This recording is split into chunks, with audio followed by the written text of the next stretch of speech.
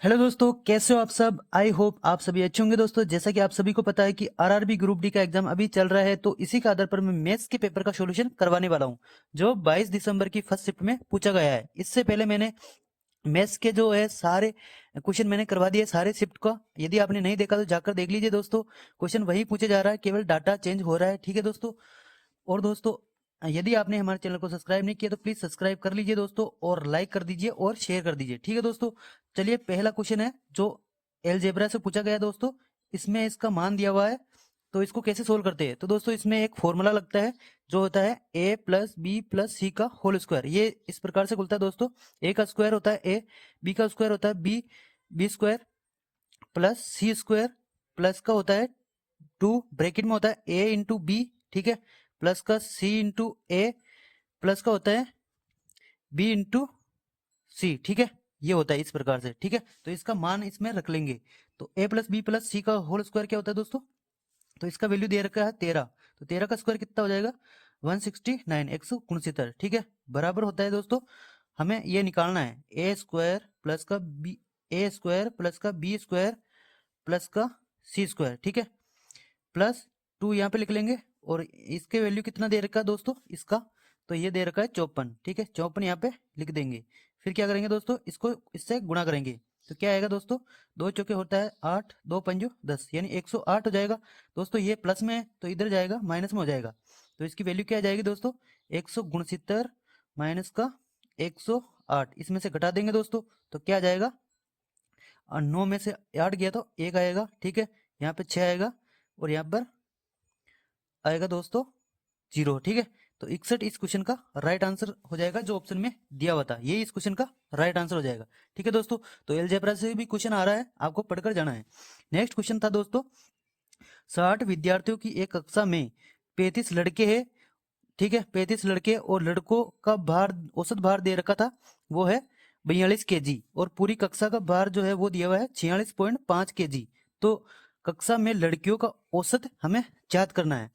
ठीक है दोस्तों। सबसे पहले इनकी संख्या निकालेंगे। टोटल 60 विद्यार्थी है, तो लड़के कितने हैं दोस्तों, तो लड़के हैं 35। ठीक है। तो बचेंगे कितने, वो इसमें 60 में से घटा लेंगे। ठीक है। तो क्या जाएगा, 35 इसमें से घटाएंगे तो यहाँ पे आ जाएगा 5, यहाँ पे आ जाएगा 5, और एक हासिल चला गया तो यहाँ पे आ जाएगा 2। ठीक है। अब इसको सिंपल कर लेंगे दोस्तों। 5 से काटेंगे, 5 होता 35 होता है, और 5 पंजे 25। ठीक है। तो इनका नया रेशियो आ जाएगा। अब लड़कों का एवरेज कितना है दोस्तों, वो है 42। ठीक है। और लड़कियों का अपने को निकालना है। ठीक है। और दोस्तों, पूरी कक्षा का दिया हुआ है वो है 46.5। ठीक है। इसको इसमें से घटाएंगे तो क्या आएगा दोस्तों, 46 में से 42 गया है तो कितना आएगा, तो वो आएगा 4.5। ठीक है। 4.5। ठीक है। अब इसमें इसकी वैल्यू आ चुकी है दोस्तों, इसकी कितनी 4.5। ये इस 7 का कितना गुना है दोस्तों, वो इससे, सॉरी दोस्तों, इसका ये कितना गुना है दोस्तों, ये वाला इसका आया है ना, तो ये इसका कितना गुना है, तो दोस्तों ये इसका 0.9 गुना है। ठीक है। तो यही इसका जो है, इसका आंसर निकालेंगे तो दोस्तों इससे इसको गुणा करेंगे तो कितना आएगा, 7 से गुणा कर देंगे तो 7 नाम होता है 63। ठीक है। तो 6.3 आ जाएगा। 6.3 इसमें जोड़ देंगे ना, ये इसमें से घटा है तो ये इसमें जुड़ेगा, तो 46.5 में हम ये जोड़ देंगे तो ये किसका आंसर आ जाएगा दोस्तों, 5 3 होता है 8, 6 6 12 होता है हासिल का 1। ठीक है। तो यहाँ पे हो जाएगा 52। तो 52 हो जाएगा लड़कियों का औसत। ठीक है। कितना, 52.8। यही इस क्वेश्चन का राइट आंसर हो जाएगा दोस्तों, और इसको ऐसे ही सोल्व करना है। ठीक है। नेक्स्ट क्वेश्चन है दोस्तों, दो संख्याओं का अनुपात दिया हुआ है 5:3 है। यदि संख्याओं का अंतर दिया हुआ है ना, तो बड़ी संख्या अपने को ज्ञात करनी है। तो दोस्तों, जो संख्याओं का अंतर होता है ना दोस्तों, वो अनुपातिक अंतर के बराबर हो जाता है। तो यहाँ पे अनुपात का अंतर कितना है दोस्तों, 2 है।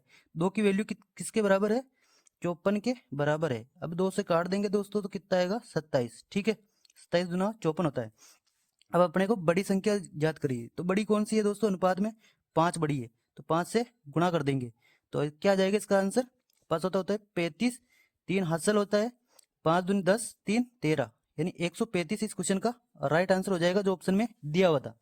ठीक है। नेक्स्ट क्वेश्चन है दोस्तों, 70 मीटर की त्रिज्या दे रखी है, 140 मीटर ऊंचाई वाले बेलन का संपूर्ण पृष्ठीय क्षेत्रफल ज्ञात करना है। तो दोस्तों बेलन का संपूर्ण पृष्ठीय क्षेत्रफल क्या होता है दोस्तों? तो वो होता है 2πr, ठीक है, और r प्लस का h, यही होता है। अब इस मान को फॉर्मूले में रख लेंगे। तो 2 का मान होता है, पाई का मान होता है 22/7, ठीक है। r कितनी दे रखी है दोस्तों? वो 70 दे रखी है, और दोनों का योग करेंगे दोस्तों, तो यहाँ पे 70 लिख लेंगे r, और ऊंचाई दे रखी है 140, ठीक है। अब इसको जोड़ लेंगे, तो ये क्या हो जाएगा दोस्तों नया? तो यहाँ से 7 कट जाएंगे, ठीक है। तो यहाँ पे 2 से गुणा करेंगे तो 44 हो जाएगा, और यहाँ पे कितना बचेगा? 10, तो 440 हो जाएगा, और फिर इसको जोड़ेंगे तो कितना हो जाएगा दोस्तों? ये हो जाएगा 210, ठीक है। अब इसको गुणा कर देंगे, ठीक है। अब इसको गुणा करेंगे, तो गुणा करेंगे तो दोस्तों क्या आ जाएगा? 2 जीरो तो 2 जीरो आ जाएगा, ठीक है। अब 21 का पावड़ा बोलो, तो 21 चौक होता है 84, 84 का आ जाएगा 4, 8 हासिल, फिर होता है 21 चौक 84, ठीक है, 84। अब इसमें जोड़ देंगे, तो 8 4 होता है 12, हासिल का 1 है, 8 1 9। तो यही इस क्वेश्चन का आंसर हो जाएगा जो ऑप्शन में दिया हुआ था, ठीक है, मीटर स्क्वायर, ठीक है, जो ऑप्शन में दिया हुआ था, ठीक है। ये क्वेश्चन आया था दोस्तों। नेक्स्ट क्वेश्चन है दोस्तों, 12.5% की रेट है, वार्षिक साधारण ब्याज की दर से निवेशित की जाती है एक राशि पर 2 वर्ष बाद मिश्रधन दिया हुआ है। मिश्रधन कितना है दोस्तों? 8,250। तो साधारण ब्याज ज्ञात करना दोस्तों। सिंपल इंटरेस्ट के बहुत सिंपल क्वेश्चन आ रहे हैं। तो मिश्रधन क्या होता है दोस्तों? प्रिंसिपल प्लस का ब्याज, ब्याज ही होता है मिश्रधन, ठीक है दोस्तों। तो इसको एक शॉर्ट ट्रिक से करेंगे। तो दोस्तों जो रेट है ना दोस्तों 12.5% दे रखी है, तो 12.5% को हम कैसे लिखते हैं दोस्तों? 12 दूना होता है 24, 1 25, ठीक है, 25 हो जाता है, ठीक है।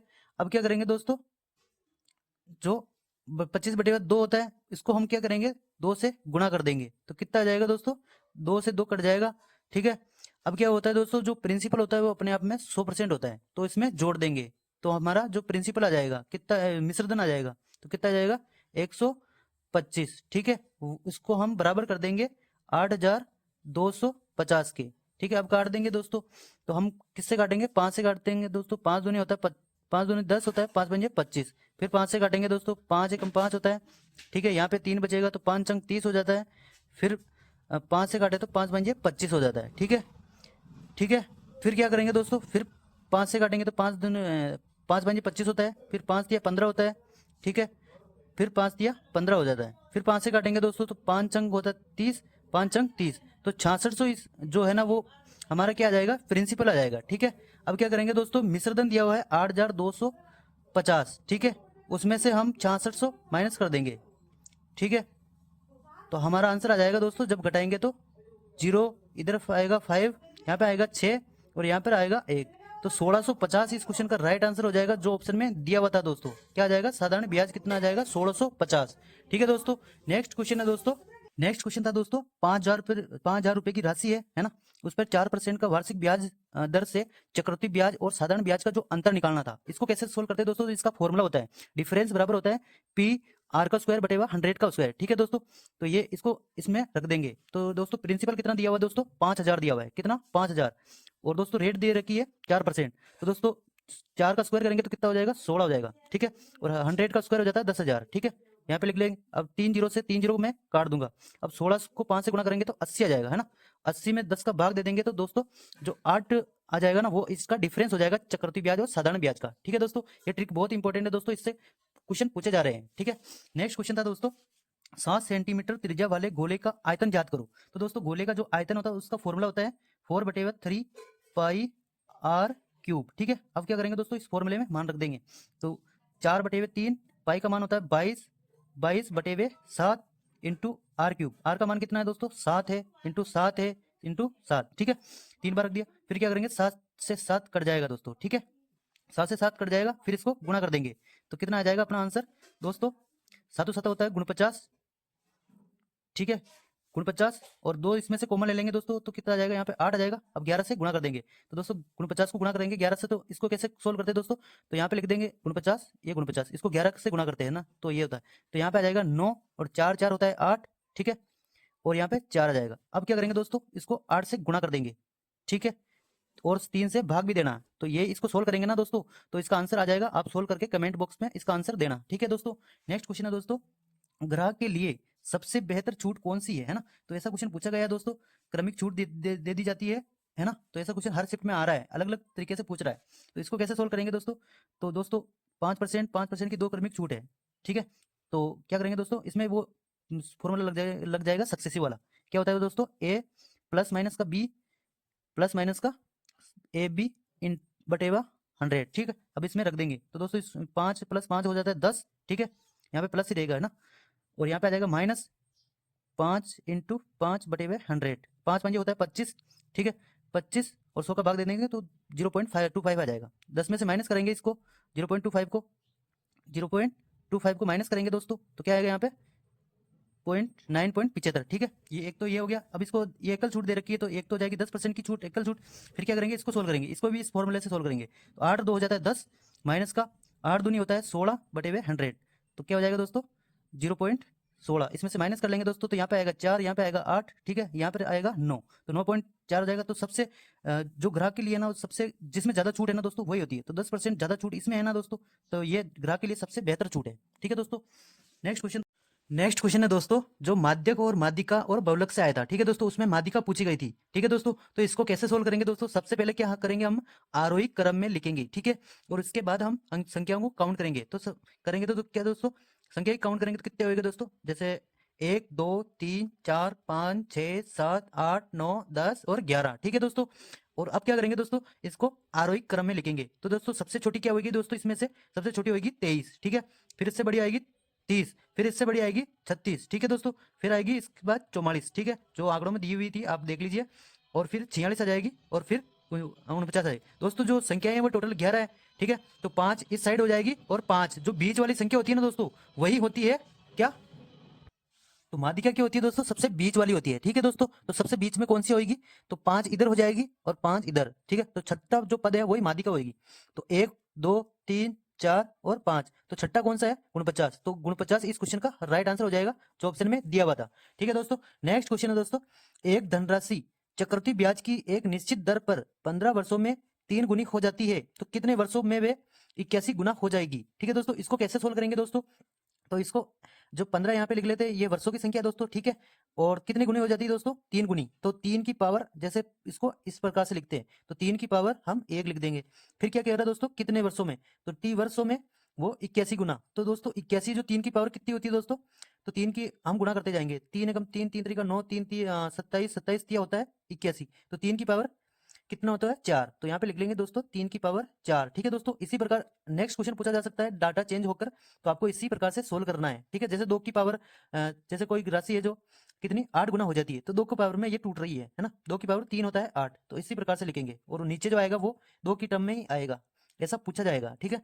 तो इसको कैसे सोल्व करेंगे दोस्तों, जो ये घात है ना 3 की घात, इसको हम 15 से गुणा कर देंगे समय से, तो हमारा जो आंसर आ जाएगा टी का मान आ जाएगा, तो 15 चौक होता है 60, तो 60 वर्षों में वो कितनी गुनी हो जाएगी, 81 गुना हो जाएगा, ठीक है दोस्तों। इस क्वेश्चन को ऐसे ही सोल्व करना है, ठीक है। नेक्स्ट क्वेश्चन है दोस्तों, 11 नंबर का है, 317 और 322 के बीच आने वाली अभाज्य संख्याओं की संख्या कितनी है, ठीक है, इन दोनों सहित। तो दोस्तों इसको कैसे सोल्व करेंगे दोस्तों, सबसे पहले इनको लिख लेंगे। तो 317, फिर आएगा 318, ठीक है, 318, फिर आएगा 319, ठीक है, फिर आएगा 320, फिर आएगा 321, ठीक है, और फिर आएगा 322, ठीक है दोस्तों। हमें पता है कि भाई 322 2 से भाज्य है, तो ये तो नहीं होगी अभाज्य संख्या। अभाज्य संख्या वो होती है जो एक तो 1 से जाती है, एक स्वयं से, ठीक है, तो वो होती है अभाज्य संख्या। सबसे पहली अभाज्य संख्या कौन सी होती है, 2 होती है, फिर 3 आती है, इस प्रकार से, ठीक है। तो वो केवल 1 से जाती है या स्वयं से जाती है। तो दोस्तों 322 तो नहीं होगा, फिर 320 भी नहीं होगा, ठीक है, और फिर इसी प्रकार 318 भी नहीं होगा, ठीक है दोस्तों। अब दोस्तों ये वाली संख्या है ना दोस्तों, ये क्या है, अंकों के योग, यानी 3 से जा रही है। अंकों के योग में यदि 3 का भाग जा रहा है, तो वो संख्या पूरी 3 से डिविजिबल होती है, 3 की भाजकता का नियम होता है, तो ये भी नहीं होगी, ठीक है। अब बचा ये भी क्या कह रहा है कि भाई ये भी 3 से भाज्य हो रही है, तो ये भी नहीं होगी। तो बची कौन सी संख्या है दोस्तों, वो सिर्फ 317। तो इस क्वेश्चन का राइट आंसर हो जाएगा दोस्तों 1। संख्याओं की संख्या पूछी गई थी अभाज्य संख्याओं की, तो 1 हो जाएगा इस क्वेश्चन का राइट आंसर, जो ऑप्शन में दिया हुआ था दोस्तों। इसी क्वेश्चन को, एक पतंग जमीन से कितनी है दोस्तों, देखो दोस्तों हाइट एंड डिस्टेंस का हर शिफ्ट में क्वेश्चन आ रहा है। मैंने जो एनालाइज देखा ना दोस्तों, उसमें हमेशा मतलब हाइट एंड डिस्टेंस से क्वेश्चन आ रहा है तो आपको ये वाला चैप्टर जरूर पढ़ के जाना है। मैं हर शिफ्ट में सोल्व करवा रहा हूँ ऐसे क्वेश्चन को, ठीक है। तो आपको वीडियो पूरा देखना, तभी समझ में आएगा कि भी कैसे सोल्व करेंगे। तो हाइट एंड डिस्टेंस आया था तो इसका सबसे पहले हम इसका डायग्राम बनाएंगे, ठीक है। ये डायग्राम हमने बना लिया।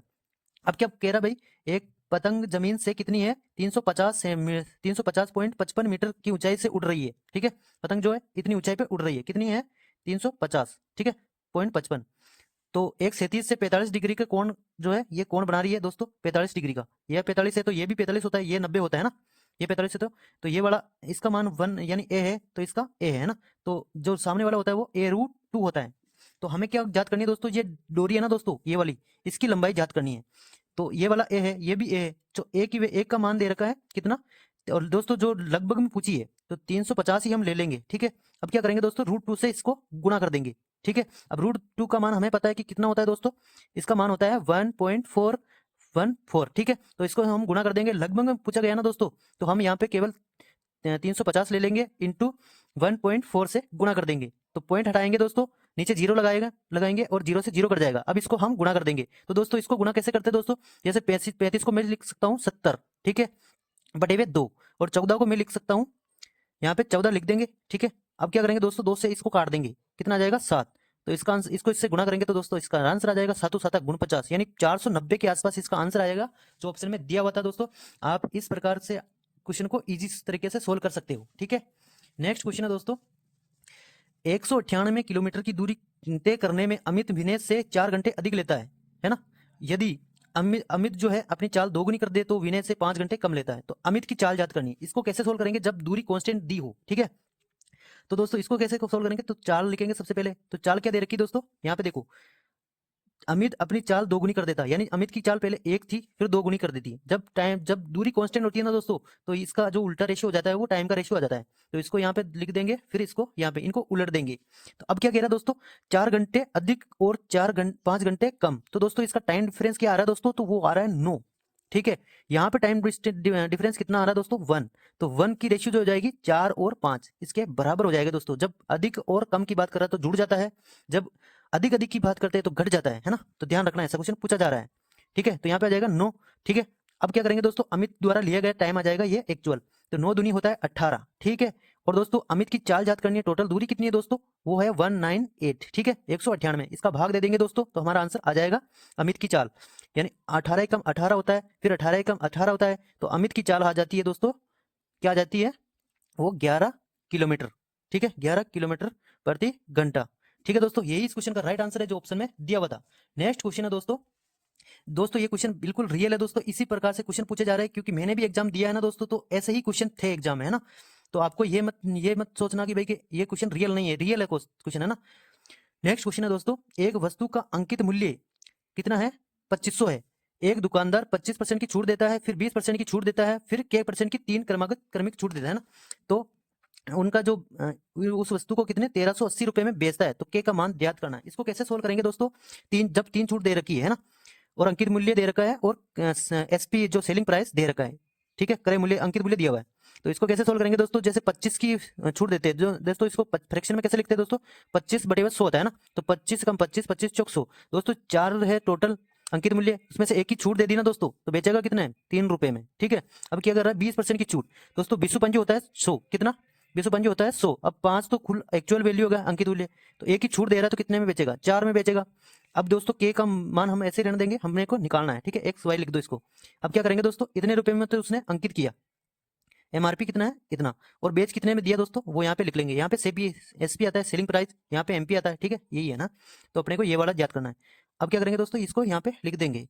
अब इसको हम काट देंगे, 0 से हम 0 काट देंगे दोस्तों, और दोस्तों 5 से काटेंगे इसको 5 बार, 25 5 5 25 होता है, 50 बार कटेगा ये।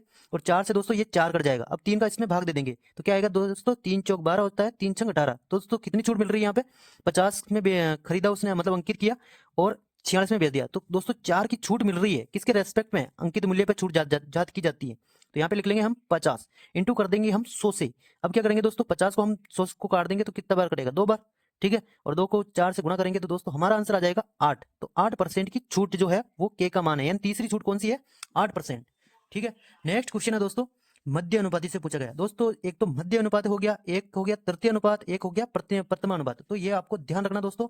तो दोस्तों जो मध्य अनुपाती तृतीय अनुपाती जो होता है ना वो दोस्तों उसका फॉर्मूला होता है बी स्क्वायर अपॉन में ए होता है। ये फॉर्मूला सब मेरी शिफ्ट में भी पूछा गया दोस्तों, हर शिफ्ट में रिवीजन मतलब रिवाइज हो रहा है। और मध्य अनुपाती का फॉर्मूला होता है दोस्तों रूट का ए बी, है ना। तो अब इस फॉर्मूले में रख देंगे क्योंकि हमें मध्य अनुपाती पूछा गया है। तो दोस्तों रूट ए कितना है 25 है इंटू 36 है। अब इनको हम सोल्व कर लेंगे। तो दोस्तों रूट के बाद 25 का 5 आ जाएगा और 36 का 6 आ जाएगा। अब इनको गुणा कर देंगे तो दोस्तों हमारा आंसर आ जाएगा कितना 5 छंग 30। तो 30 इस क्वेश्चन का राइट आंसर हो जाएगा जो ऑप्शन में दिया हुआ था। ठीक है दोस्तों, नेक्स्ट क्वेश्चन है दोस्तों, ये वाला क्वेश्चन है दोस्तों बहुत ज्यादा रिपीट हो रहा है। ठीक है, इसमें x का मान याद करना है। तो दोस्तों सबसे पहले क्या करेंगे दोस्तों, जैसे इसको हमें सेम करना है ना। जब सेम करते हैं ना दोस्तों तो घाते आपस में जो घाते होती है ना दोस्तों वो माइनस जो चिन्ह साइन चेंज हो जाता है। तो इसको कैसे सोल्व करेंगे दोस्तों, इसको ऐसे ही रहने देंगे p अपॉन q, इसकी फॉर्म में इसको लेके आना है। तो इसकी पावर भी सेम ही रहेगी क्योंकि हमने इसमें चेंज नहीं किया है। अब क्या करेंगे दोस्तों, इसको उलट देंगे तो घाते माइनस से तो प्लस हो जाएगी, है ना। तो अब क्या करेंगे दोस्तों, यहाँ पे p लिखेंगे, यहाँ पे q लिखेंगे, इसको उलट दिया हमने। अब इसका साइन चेंज हो जाएगा। तो यहाँ पे प्लस है तो यहाँ पे क्या आ जाएगा माइनस आ जाएगा। ठीक है, यहाँ पर माइनस है ना, तो यहाँ पर प्लस आ जाएगा, यहाँ पर प्लस आ जाएगा। ठीक है, यहाँ पर 15 हो जाएगा। अब इसको सोल्व कर लेंगे। जब दोनों सेम होता है ना दोस्तों तो घाते भी आपस में बराबर हो जाती है। तो x माइनस का 3 बराबर हो जाएगा माइनस का x प्लस का 15 के। अब क्या करेंगे दोस्तों, इसको घटाएंगे। तो ये दोस्तों ये प्लस में है ये माइनस में है, तो दोस्तों इधर आएगा ये x तो प्लस में हो जाएगा, यानी 2x हो जाएगा। जब ये -3 उधर जाएगा तो प्लस में हो जाएगा दोस्तों। यहाँ पे 15 प्लस का 3 बराबर कितना हो जाएगा दोस्तों, ये हो जाएगा 18 और यहाँ पे 2x। अब क्या करेंगे दोस्तों, 2 से इसको भाग दे देंगे तो x का मान हमारे पास आ जाएगा दोस्तों कितना 9, 2 नाम 18, यानी x का वैल्यू पूछा गया था जो 9 हो जाएगा। तो इस क्वेश्चन का राइट आंसर हो जाएगा दोस्तों 9। ठीक है, नेक्स्ट क्वेश्चन है दोस्तों, नेक्स्ट क्वेश्चन था दोस्तों, एक व्यक्ति अपनी आय का 40% खर्च कर देता है और उसकी बचत जो है वो 360 रुपए, तो उसकी आय ज्ञात करनी है। दोस्तों यही क्वेश्चन हमारी शिफ्ट में भी पूछा गया था, केवल डाटा चेंज हुआ है। देखो दोस्तों यहाँ पे डाटा चेंज हो चुका है ना। तो क्वेश्चन वहीं आ रहा है, केवल डाटा चेंज हो रहा है। ठीक है, तो अब क्या करेंगे, इसको कैसे सोल्व करेंगे दोस्तों। देखो अमित की आय जो होती है 100% होती है, कितनी 100% होती है। ठीक है, उसमें इसने 40% उसने खर्च कर दिया तो बचा कितना 60% बचा है। वही किसके बराबर है दोस्तों, इस बचत के बराबर 360 के बराबर कर देंगे। ठीक है, अब इसको हम काट देंगे। ठीक है, तो 6 से कटेगा ये 6 बार। तो दोस्तों जो आय है वो 100% होती है, तो 100 से इसको गुणा कर देंगे। यही इस क्वेश्चन का राइट आंसर हो जाएगा जो ऑप्शन में दिया हुआ था दोस्तों। ठीक है, इसको इसी प्रकार से सोल्व करते हैं दोस्तों। एक लाइन में ये सोल्व हो चुका है, तो हमें एक लाइन में ही सोल्व करना है। जितना जल्दी करोगे उतना आप ज्यादा अटेम्प्ट करेंगे दोस्तों। ठीक है, तो ये पूरे क्वेश्चन मैंने करवा दिए हैं जो 22 दिसंबर की फर्स्ट शिफ्ट में पूछा गया है। ठीक है दोस्तों, पूरा पेपर रियल है दोस्तों, है ना, केवल डाटा चेंज होता है, बाकी क्वेश्चन वही है, इसलिए मैं पूरे रियल क्वेश्चन करवा रहा हूँ। तो आप वीडियो को लाइक और चैनल को सब्सक्राइब कर दीजिए दोस्तों। इससे पहले मैंने सारी शिफ्टों का एनालाइज भी करवाया है, वो आप जरूर देख लीजिए दोस्तों। 8 दिसंबर का, 9 दिसंबर का, 11 दिसंबर का सब करवा दिया मैंने, है ना। तो आप एक बार उन वीडियो को जरूर देख लीजिए दोस्तों। क्वेश्चन बहुत ज़्यादा रिपीट हो रहे हैं अब। ठीक है, ये आप देख लीजिए, मैंने पहले भी करवा दिया है ना। तो आप देख लीजिए एक बार जाकर और वीडियो को लाइक और चैनल को सब्सक्राइब कर लीजिए। चलिए, जय हिंद, जय भारत।